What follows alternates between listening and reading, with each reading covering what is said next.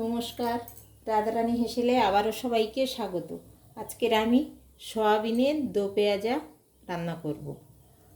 এই রান্নাটা মাংসর চাইতে কিন্তু খেতে খুবই সুন্দর হয়। ভাত ছাড়াও রুটি, পরোটা, লুচি সব কিছুর সঙ্গে খুব সুন্দর লাগে। প্রথমে আমি জল বসিয়ে দিয়েছি একটা বাটিতে, জলটা ফুটতে শুরু হয়ে গেছে। আমি এখানে কিছুটা লবণ হাফ চামচ মতন দিয়ে দেবো। দিয়ে সয়াবিনগুলোকে আমি প্রথমে একটু সেদ্ধ করে নেব। এই 2 মিনিট মতন একটু সিদ্ধ করে নেব। আলু আর সয়াবিনের এই দো পেঁয়াজা একবার রান্না করে খেয়ে দেখবেন, মাংস খেতে ইচ্ছে হবে না। আমি আলু কেটে নিয়েছি এরকম বড় সাইজের কয়েকটি। সয়াবিনটা ফুটছে, সয়াবিনটা আমার সেদ্ধ হয়ে গেছে। আমি গ্যাসটা বন্ধ করে দিয়েছি। এবার জল ঝরিয়ে নেব। আলাদা একটি পাত্রে নিয়ে আমি ভালো করে ধুয়ে নেব সয়াবিনগুলো। সয়াবিনের যে একটা গন্ধ থাকে সেটা একটু ভালো করে ধুলে গন্ধটা আর থাকে না। আমি কিছুটা ঠান্ডা জল দিয়ে দেবো, দিয়ে চটকিয়ে ভালো করে ধুয়ে নেব। আমি 2-3 বার জল পাল্টে বেশ ভালো করে চটকে ধুয়ে এবার আমি এইভাবে জল ঝরিয়ে তারপরে তুলে নেব। আমি খুব ভালো করে জল নিংড়ে ফেলে দিয়েছি। জলটা থাকলে কিন্তু ভাজতে একটু অসুবিধা হবে। এবার আমি ভেজে নেব, মাখিয়ে নেব। আদা আর রসুন বাটা 1 চামচ দিলাম। আমি লবণ দিয়ে সেদ্ধ করেছিলাম, আবারও একটু সামান্য লবণ দিয়ে দেবো।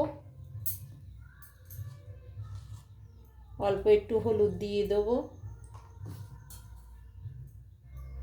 লঙ্কা গুঁড়ো সামান্য দিয়ে দেবো। দিয়ে আমি এটাকে খুব ভালো করে মেখে নেব। আর দেবো 1 চামচ বেসন। আমি একটু বড় চামচের 1 চামচ বেসন দিয়ে দিলাম। দিয়ে খুব ভালো করে আমি হাত দিয়ে এগুলো মেখে নিলাম।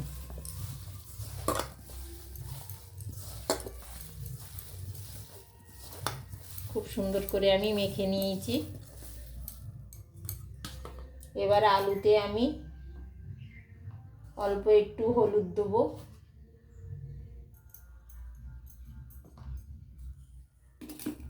আর একটু কাশ্মীরি লঙ্কার গুঁড়ো কালারের জন্য একটু দিয়ে দেবো। দিয়ে আলুটা কিছুক্ষণ এইভাবে মাখিয়ে আমি রাখবো। আগে সয়াবিনগুলো ভেজে নেব। শেষ পর্যন্ত দেখার জন্য অনুরোধ রইল। ভিডিওটা পুরো দেখবেন, চলে যাবেন না।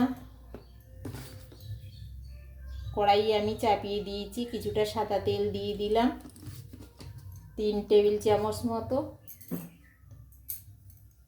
তেলটা গরম হলে তারপরে আমি সয়াবিনগুলো ভেজে নেব। তেলটা আমার গরম হয়ে গেছে। এবার আমি একেবারে ভাজবো না, খুব ভালো করে লাল করে আমি ভেজে নেব। একবার দিয়েছি আর একবার দিয়ে দেবো।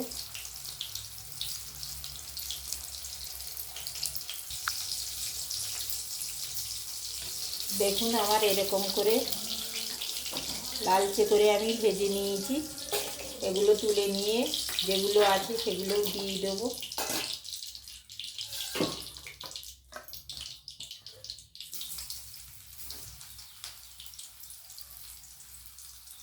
এইভাবে আমি সমস্তগুলো ভেজে নেব।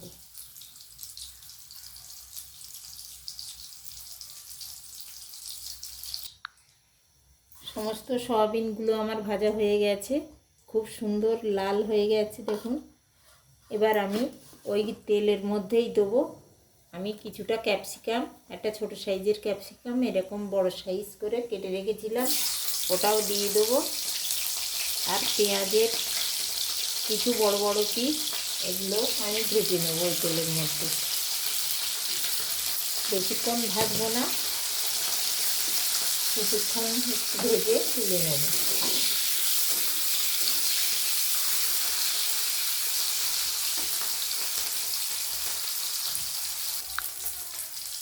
দেখুন আমার ভাজা হয়ে গেছে, খুব একটা লালচে করে আমি ভাজিনি, আমি এরকম করে ভেজে নিয়েছি।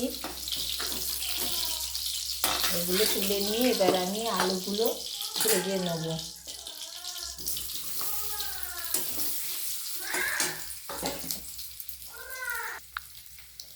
আলুগুলোও আমি খুব সুন্দর করে দেখুন ভেজে নিয়েছি। এবার এগুলোকে তুলে নেব।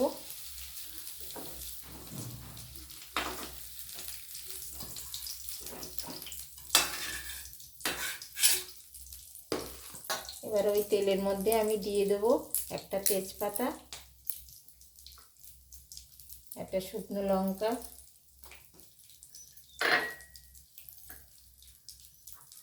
আর একটু লবঙ্গ, দারচিনি আর এলাচ দিয়ে দেবো।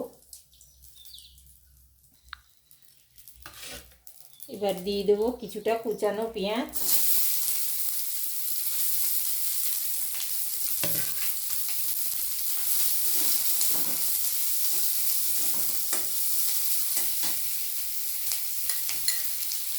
এক চামচ আদা রসুন বাটা,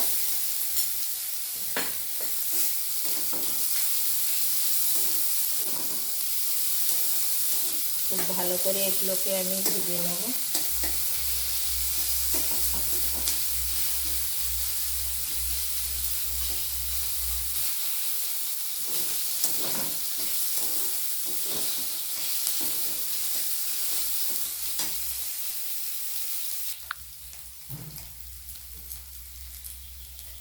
পেঁয়াজটা আমার খুব সুন্দরভাবে ভাজা হয়ে গেছে, পেঁয়াজ রসুন আদা। এবার আমি জিরে, ধনে আর এই অল্প একটু গোলমরিচ দিয়ে বেটে রেখেছিলাম সেই বাটা মশলাটাও দিয়ে দিলাম।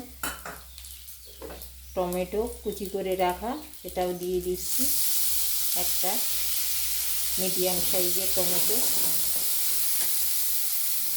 এবার আমি সামান্য একটু জল দেব।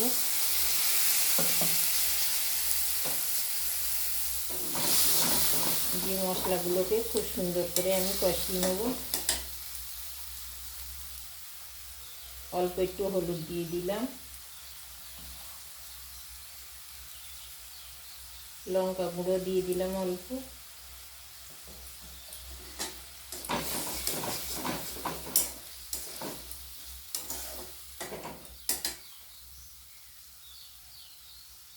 সামান্য লবণ দিয়ে দিলাম।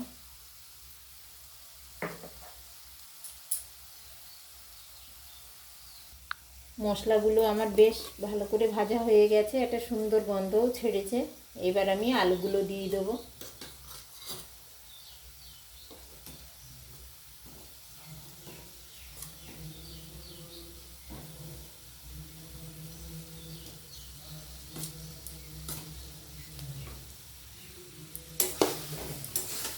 আবারও কিছুক্ষণ আমি কষিয়ে নেব।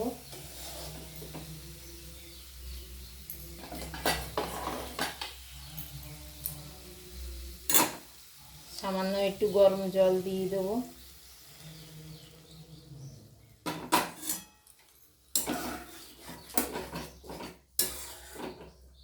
রান্নাটা কিন্তু বেশি ঝোল হবে না, বেশ মাখো মাখো হবে। বেশি ঝোল করলে কিন্তু এই রান্নাটা ভালো লাগবে না, একটু গা মাখা ঝোল থাকলেই হবে। এবার আমি কিছুক্ষণ এটা ফুটতে দেবো।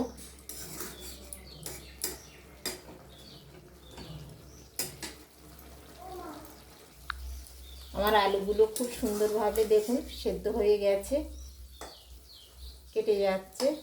এবার আমি সয়াবিন, ক্যাপসিকাম আর পেঁয়াজগুলো দিয়ে দেবো। আবারও আমি সামান্য জল দিয়ে দেবো, এখানে গরম জলটাই ব্যবহার করবেন।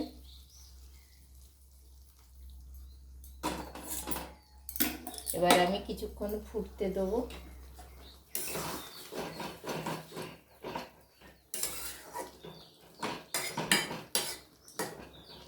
সামান্য একটু চিনি দেবো, যেহেতু নিরামিষ রান্না।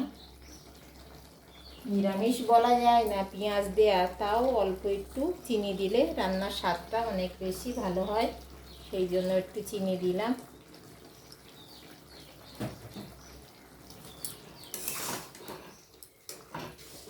এবার আমি কিছুক্ষণ ফুটতে দেবো। রান্নাটা আমার কিন্তু হয়ে এসছে। এবার আমি একটু গরম মশলা দেবো। আমি 1 চামচ মতন গরম মশলার গুঁড়ো দিয়ে দিলাম, দিয়ে এবার নামিয়ে দেবো। আমার গ্রেভিটা অনেকটাই ঘন হয়ে গেছে, দেখুন একদম গা মাখো মাখো হয়ে গেছে। এবার আমি একটা আলাদা পাত্রেতে নামিয়ে নেব।